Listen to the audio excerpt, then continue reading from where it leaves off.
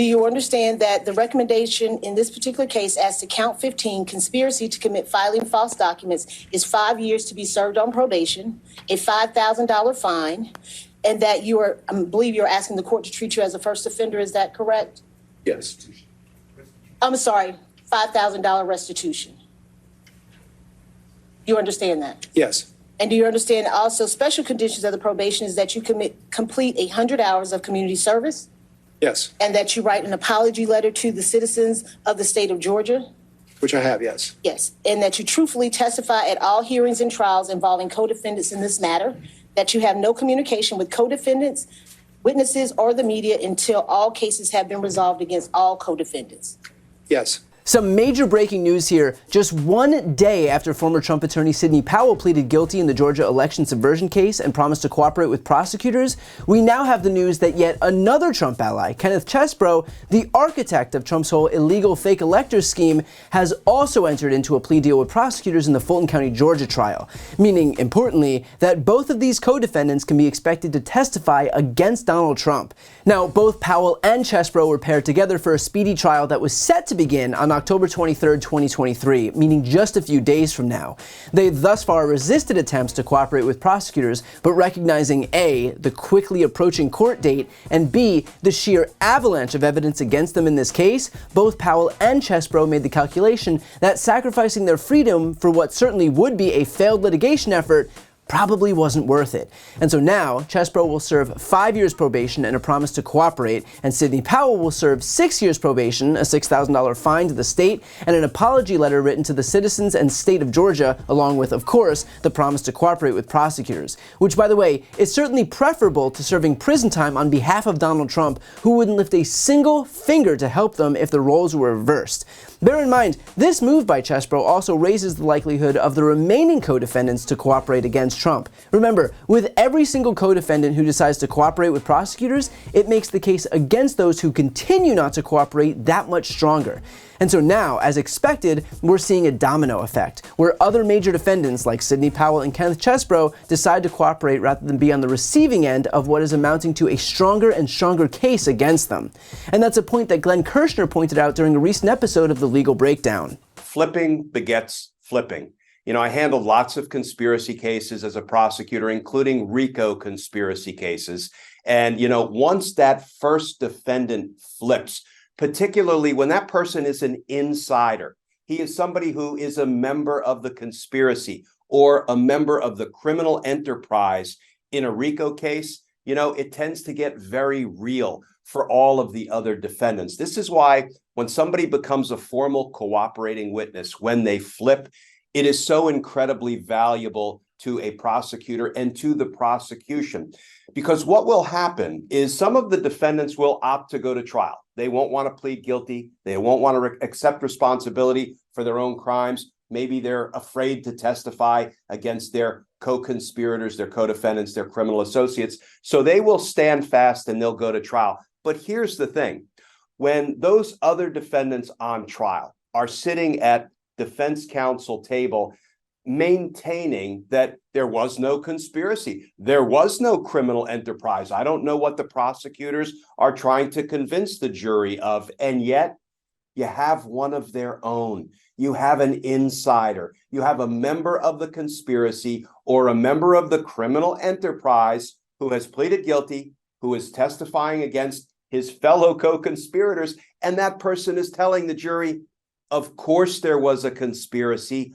I was a member. Here's the role I played. And you see those people sitting over there at defense counsel table. They were members of the same criminal enterprise.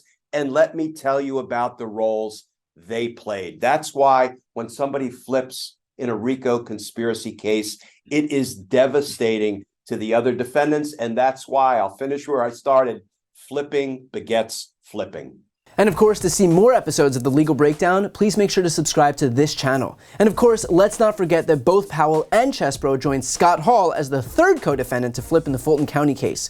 When Hall flipped, the likelihood of those subsequent defendants to flip surged, as predicted by Glenn. Ordinarily, when you have a grand jury indict a conspiracy case, any kind of conspiracy case, including a RICO conspiracy case, there is what's called the race to the prosecutor's office, because some of the co-defendants will want to get the first plea offer. Why? Because the first defendant in the door offering to plead guilty and provide truthful, accurate information about what was going on inside the conspiracy generally gets the best deal by far, depending on the nature of the crimes they committed as part of the conspiracy. So given that this first co-defendant in the door to flip is getting probation for all of his crimes, 5 crimes that he's committed, will absolutely provide incentive to the other defendants, and they might want to be the second or the third or the fourth one through the door to strike a deal with District Attorney Willis and her team.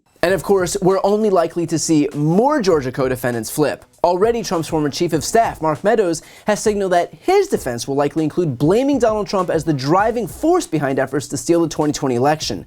In court, Meadows' attorney downplayed Meadows' culpability by pointing out that he never called the Georgia Secretary of State to change the vote totals. During cross-examination with Brad Raffensperger, Meadows' lawyer asked, he didn't make a request that you change the vote totals, Mr. Meadows himself, to which Raffensperger replied, correct. And of course, a question like that only underscores the fact that Donald Trump did in fact make that request.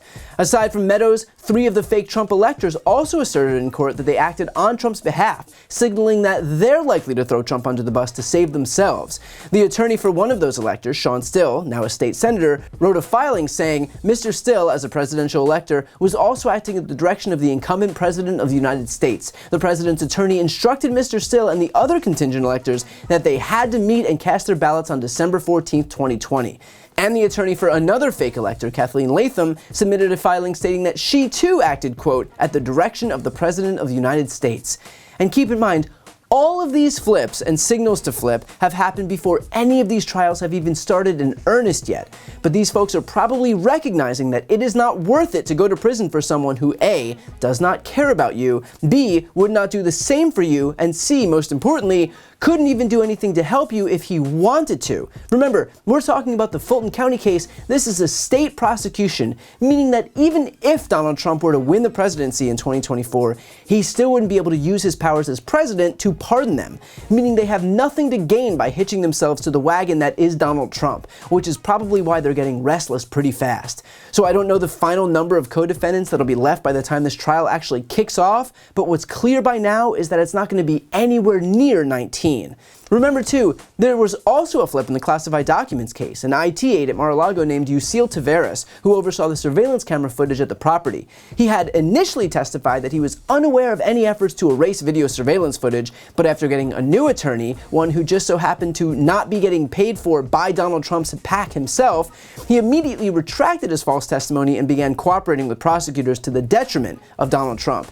And to give you an idea of just how deep in the thick of it Taveras is, you might want to look at the indictment, which lays out a conversation between Taveras and Mar-a-Lago property manager Carlos de Oliveira. De Oliveira told Trump Employee 4 that their conversation should remain between the two of them. De Oliveira asked Trump Employee 4, that's Taveras, how many days the server retained footage. Trump Employee 4 responded that he believed it was approximately 45 days. De Oliveira told Trump Employee 4 that the boss wanted the server deleted. Trump Employee 4 responded that he would not know how to do that and that he did not believe that he would have the rights to do that. Trump Employee 4 told De Oliveira that De Oliveira would have to reach out to another employee who was a supervisor of security for Trump's business organization. De Oliveira then insisted to Trump Employee 4 that the boss wanted the server deleted and asked, "What are we going to do?"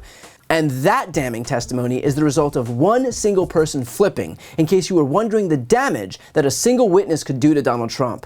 So now that the first dominoes have fallen, things are about to go south fast for Trump as all of these co-defendants recognize the grim reality facing them if they don't opt to cooperate with prosecutors. So whether it's Kenneth Chesbro, Sidney Powell, the fake electors, the IT manager, or Mark Meadows himself, the reality of this situation is likely finally starting to dawn on them, that they are facing the very real possibility of losing their freedom for a guy who wouldn't return the favor in a million lifetimes. And while it remains to be seen how much longer that list of cooperators gets, it's already clear that that list is growing by the day, and Trump's chances in these trials are only getting slimmer. Before you go, I need some help. please subscribe to the channel and do your part to help grow the progressive media ecosystem.